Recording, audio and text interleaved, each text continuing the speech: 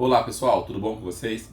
Eu sou o Matos, nesse canal eu falo de carro, falo de moto, falo de mecânica, falo de viagem, sejam bem-vindos. Eu vou tentar responder nesse vídeo uma pergunta que sempre me fazem, que é quanto tempo dura, né? Quantos quilômetros dura um motor MWM Sprint aí? E acredito que seja relacionado a XTR ou a Frontier, tá? Para a gente tentar responder essa pergunta, a gente tem que entender como que o motor morre, né? Quando é que o motor precisa de retífico, quando é que não dá mais para usar o motor. E de forma geral, se o motor foi bem cuidado, trabalhou com manutenção preventiva, esse motor deve precisar de retífico quando os desgastes dele passarem dos níveis de tolerância que o fabricante indicou. A gente sabe que muitos motores acabam funcionando muito mais do que o fabricante indicou em nível de desgaste, né? Você passa na rua e vê aqueles motores queimando óleo, aquilo ali é que o motor já passou do nível de desgaste aceitável. E que desgastes seriam esses? Desgaste na bronzina do virabrequim, das bielas, né? Desgaste na sede de válvula, nos anéis, no cilindro, onde o motor já começa tanto a queimar óleo quanto perder lá a sua eficiência mecânica. E aí as pessoas acabam, por necessidade, trabalhando um pouquinho mais com aquele carro, ou às vezes até um pouquinho muito, né? Demais, e até levar para a retífica, tá bom?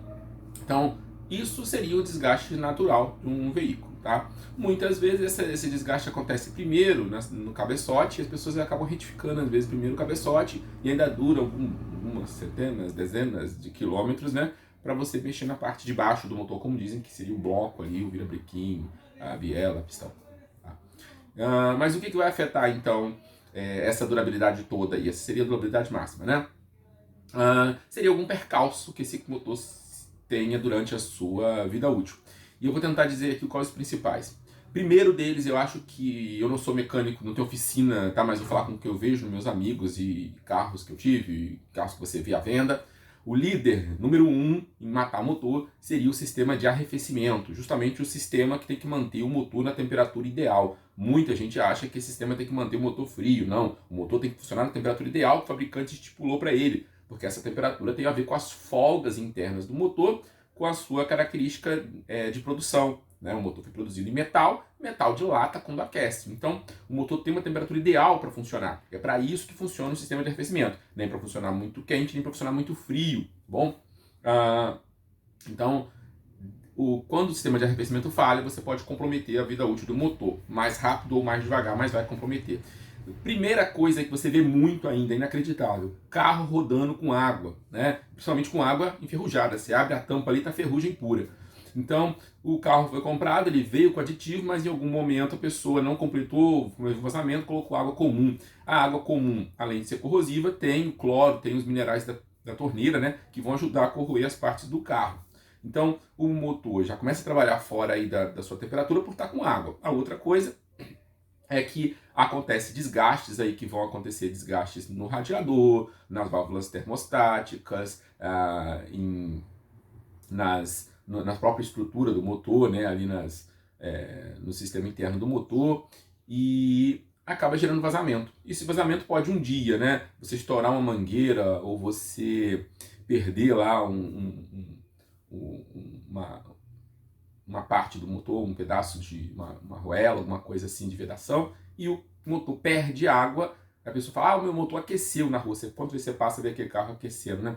Naquele momento ali, até aquilo acontecer, o motor já trabalhou mais quente, né? Trabalhou temperatura acima do que ele deveria.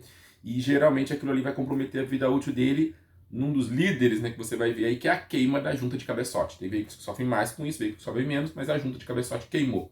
Se for muito radical, além de queimar a junta, e vários mecânicos não vão aceitar trocar a junta nesse caso, sem fazer a retífica do cabeçote, né? Sem dar uma plana no cabeçote ali, que é o cabeçote tem uma pequena empenada, tá? No caso do motor MWM, gente, isso é mais sério. Por quê? Porque, embora seja um cabeçote mais bruto, que é de aço, ele trabalha com muita pressão do turbo. Então, às vezes, você não vai sentir esse superaquecimento agora, não vai sentir problema agora, mas você vai sentir quando você fizer uma viagem longa, que você usar o turbo durante um período longo, e aí vai começar a acontecer o quê? Vai começar a vazar a pressão do sistema do motor para o sistema de arrefecimento, e você vai ver a tampa lá borbulhando, saindo pressão ali, tá bom? Ou consumindo água. Então aconteceu depois, às vezes, ou até meses depois, até um ano depois, dependendo de como você usa o carro, tá? Então o sistema de arrefecimento tem que funcionar com líquido de arrefecimento indicado pelo fabricante, tá? Válvula termostática, tem gente que o carro aqueceu ali o carro já estava com água, ele tirou a válvula, achou que a culpa era da válvula termostática, que o engenheiro chutou e colocou aquilo ali, e tira a válvula termostática. Às vezes o carro vai funcionar perfeitamente, mas aí se você, por exemplo, sobe uma serra, quando você for descer a serra que o motor não está no giro alto, o motor perde, por exemplo, a temperatura cai. Tá? Ou quando você está andando num dia frio, que o vento está muito frio, a temperatura cai. O que acontece na temperatura do motor cair? A dilatação que foi calculada para o motor não ocorre, o motor trabalha mais, entre aspas, travado, mais justo e aumenta o desgaste, tá bom? Fora que sem a válvula termostática o carro demora mais para aquecer quando você sai com ele e é mais tempo que o motor trabalha frio e desgasta. Então, o arrefecimento aí é um caso chave, tá? A manutenção básica seria fazer a troca, né, do fluido de arrefecimento regularmente, como diz o manual, e limpeza no sistema, acompanhar, e geralmente isso vai durar bastante tempo, tá bom? Grandes partes dessas, no caso do MWM, é de alumínio, então não vai haver grandes corrosões ali, tá bom? Então, aí é uma coisa importante de você tomar cuidado e manter sempre. Comprei um carro sem, aí para fazer a limpeza, para fazer um cuidado, tomar um cuidado, né? O carro estava com água, com ferrugem, é muito mais difícil, né? Porque você vai ter que trocar partes, às vezes estão corroídas, às vezes a pessoa vai lá, compra um carro cheio de ferrugem, com o líquido todo enferrujado, limpa, né, com todo cuidado no final de semana e taca lá aditivo, e aí depois o carro começa a vazar. O carro não vazava, ele fala que vazou por aditivo. Não vazou por aditivo. Vazou porque o carro estava com tanta ferrugem, tanta corrosão, que a corrosão estava tampando os próprios buracos. Quando você limpou e colocou aditivo, que saiu a corrosão, o carro começou a vazar, tá bom? Então, se o carro está assim, com esse tipo de comprometimento do sistema de arrefecimento, é muito mais complicado você fazer essa limpeza toda, tá? Porque aí você pode ter peças até internas do motor lá que estão com corrosão e depois podem vir a vazar. Outra parte importante, depois do arrefecimento aí, né? Então, vamos supor que o arrefecimento está ok. Se estiver ok, o motor vai durar muito mais. Grande parte dos carros que vão para retífica vão por isso, porque queimou o cabeçote, queimou o cabeçote. Às vezes vai lá, troca, não fica bom, tá? Seria o sistema de óleo, né? E aí, o sistema de óleo que eu vou dizer é a própria troca de óleo, bomba de óleo, enfim. Tem que tomar muito cuidado com esse sistema, né? Fazer a troca de óleo de forma adequada. De forma adequada, como diz o fabricante, né? Então, trocar o óleo a cada 5 mil, 10 mil, depende do seu regime de trabalho, né? Às vezes, se você roda tão pouco com o carro, do carro não completar os 5 mil a 2 anos, você vai ficar com aquele mesmo óleo 2 anos parado ali no teu carro. Então, fazer a troca por tempo ou por quilometragem, usar um óleo de qualidade, não usar essas qualidades que eu digo, não precisa ser o mais caro, tá, galera? Mas usar as marcas mais famosas, tá? Porque essas marcas já têm um nome no mercado, aí tem um nome a zelar. Esses desconhecidos que às vezes você vê na promoção, não tem como garantir que aquilo é óleo de qualidade ou não é, ou que atende às especificações do seu motor. Então, trocar óleo de forma adequada, ver o nível do óleo, porque pode haver vazamento. Então, por exemplo, às vezes você está com problema no turbo, o carro está ficando mais velho, está com problema no turbo, está passando óleo e o carro está consumindo óleo pela turbina, né? Ou por um pequeno vazamento, às vezes lá no volante do motor, lá atrás, você não consegue ver. E isso consumindo óleo, você às vezes baixa o nível do óleo, ou baixa a pressão de óleo. Quando a luz do óleo chega a acender, já há um risco para o motor, tá? E se acender, não é para ir para casa, cara, aí não tem jeito. A luz do óleo acendeu, para o carro para ver o que está acontecendo, pede um reboque. O reboque vai sair caro. Pode ter certeza que retificar um motor desse, ainda mais se faltar óleo na parte de baixo, vai sair muito mais caro do que um reboque, tá bom? Então, fazer a troca de óleo e acompanhar, por exemplo, ali, se a luz está acendendo, pode ser baixa pressão da bomba, né? Ficar de olho naquilo ali, porque às vezes você está trocando o óleo certo, mas há um vazamento, por exemplo, uma perda de pressão na bomba. Se o óleo não subir com pressão, não vai lubrificar completamente o motor. Então tem que ficar atento nisso. O óleo adequado que você use já é suficiente, tá? Não precisa de outros manutenções aí no sistema de óleo que seja mais criterioso, tá? Fazer a troca e acompanhar se tem vazamento. Outro passo importante aí é o ajuste das folgas de válvula, tá? Se o motor trabalhar com as folgas inadequadas, isso pode levar também a superaquecimento do carro, perda de potência. Então, fazer um trabalho simples, o mecânico faz isso muito rapidamente, geralmente cobra bem baratinho para fazer hoje. Dá para fazer em casa, tem vídeos aí que ensinam a fazer em casa, tá? Mas se você não tem essa habilidade, não tem o equipamento adequado, leva no mecânico, rapidinho ele faz esse ajuste de folga de válvula, tá bom? E vai garantir que o seu carro dure mais. Uma outra coisa importante é você verificar os bicos injetores, bomba e bico, tá? E aí é um tema polêmico, porque eu mesmo já levei às vezes em oficina especializada o carro, eu não estava com problema nenhum, eu falei, eu queria dar uma revisão aí queria dar uma revisão no meu sistema de de bico, né? O cara falou assim, tá com algum problema? Eu falei, não. Ah, não, então não mexe, isso aí não mexe, isso aí só mexe quando dá problema. Gente, na verdade não é assim, você só não mexe quando dá problema. Eu já tive um problema com isso, já perdi o motor, tive que fazer o motor do meu carro por conta disso. Por quê? A bomba nem tanto, mas assim, fazer a verificação da bomba mais dos bicos, porque se os bicos estiverem, não tiver dando pressão adequada, né? Ou se ele estiver deixando passar, não tiver estanqueidade. O que é estanqueidade, né? É aquele bico do diesel suporta uma pressão muito grande de combustível e ele tem uma pressão X para abrir, principalmente o bico mecânico. Se ele não tiver, se ele, só quando ele abre pode passar disso. Se ele não estiver deixando passar disso só nessa hora, estiver pingando, isso pode tirar a lubrificação do motor. Você pode perder um cilindro ou perder o motor, tá? E aí tem que retificar o motor. Então, a verificação não é que é tão barata, mas também não é tão cara você fazer pelo menos levar o carro para fazer um teste. Fala, olha, mecânico, eu quero fazer um teste aí numa oficina especializada aí em bico injetor, né? Mas eu queria fazer um teste dos meus bicos, tá? E ele tira os bicos ali, faz o teste, vê como estão os seus bicos. Se for preciso, você vai ter que fazer um trabalho aí de ajuste de pressão adequado ou uma troca, às vezes, do bico, tá? Mas é caro, mas é um caro que sai barato relativo à retífica de um motor desse caso, tá bom? Então, ficar atento a isso, a bico injetor e cuidado também, galera, e aí uma questão que você vê em fórum, né? Cuidado com as adaptações, né? Você tem N casos aqui que as pessoas comentam no canal que a minha Xterra está com tantos quilômetros, minha Frontier está com tantos quilômetros original. Então carros rodam uma quantidade de quilômetros absurda, tá? Às vezes sem fazer troca de alguma peça.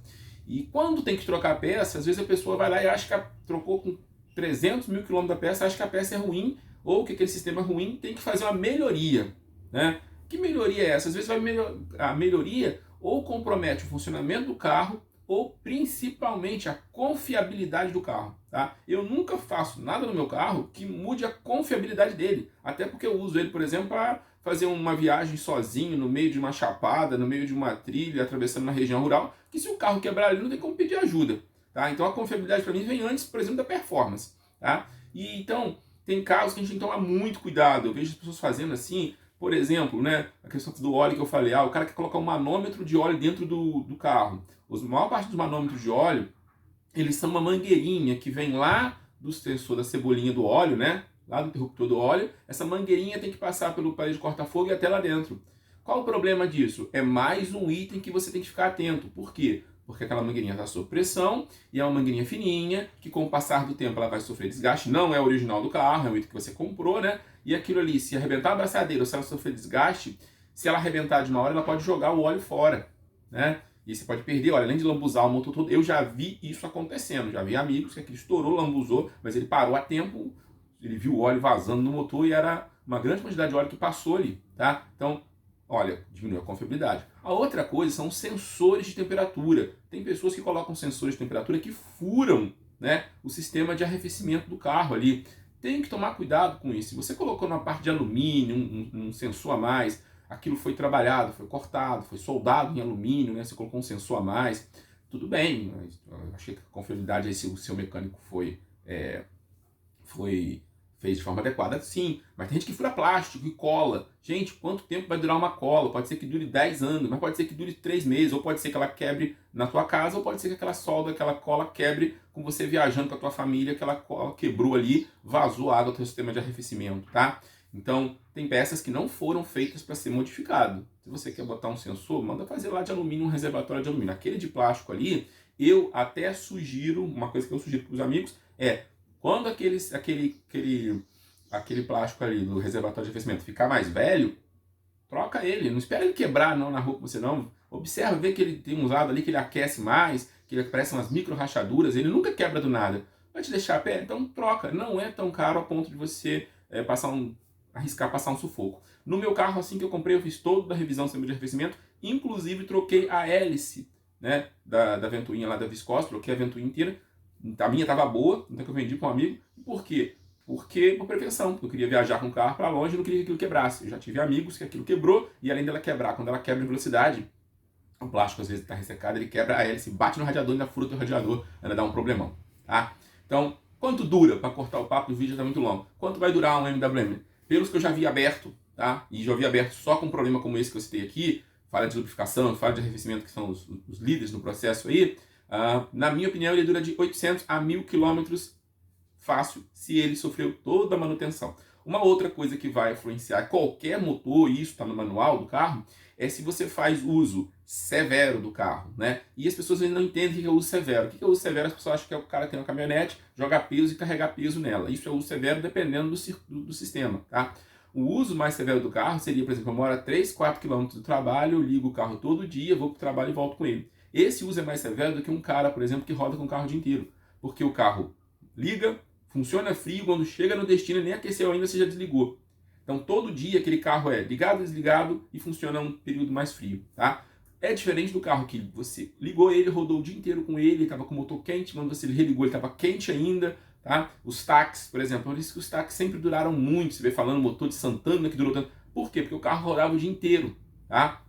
Caminhões também, esses veículos que trabalham, eles acabam durando às vezes muito mais motor do que um veículo que a gente usa. É óbvio, se eu não uso o carro de jeito nenhum, se o carro está com 50 mil quilômetros, com 100 mil quilômetros, ele vai durar, óbvio. Mas a questão que você tem que estar sempre atento é essa questão do distância que você vai fazer todo dia, do uso, e aí fazer a manutenção. Se for considerado severo, fazer essa manutenção para tentar ajustar aí o seu uso, tá? Mas, óbvio, um motor que roda mais durante o dia, e que roda viagens mais longas, às vezes menos viagens mais longas, ele vai durar mais do que o motor que roda mais viagens, né? E viagens mais curtas, que é a temperatura e o ritmo de trabalho dele, ou, por exemplo, engarrafamento, carros que são usados em cidades. Tá bom, pessoal?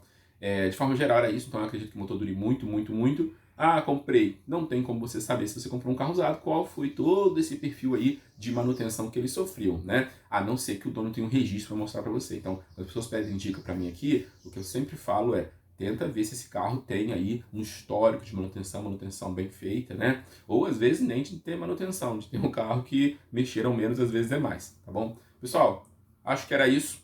Espero ter ajudado. Tem outros canais aí que falam sobre motores a diesel muito mais detalhados do que eu. Um que eu recomendo é o canal do Fernando, aí, Amantes dos Motores a Diesel, que eu sigo. O cara sabe pra caramba de motor a diesel, tá bom? É toda uma ciência, mas eu tentei aqui resumir para vocês. Então acredito aí que se o seu carro foi bem cuidado, você vai passar de 800 mil quilômetros fácil aí, talvez chegar a 1 milhão, tá? Grande abraço para vocês e até o próximo vídeo, valeu!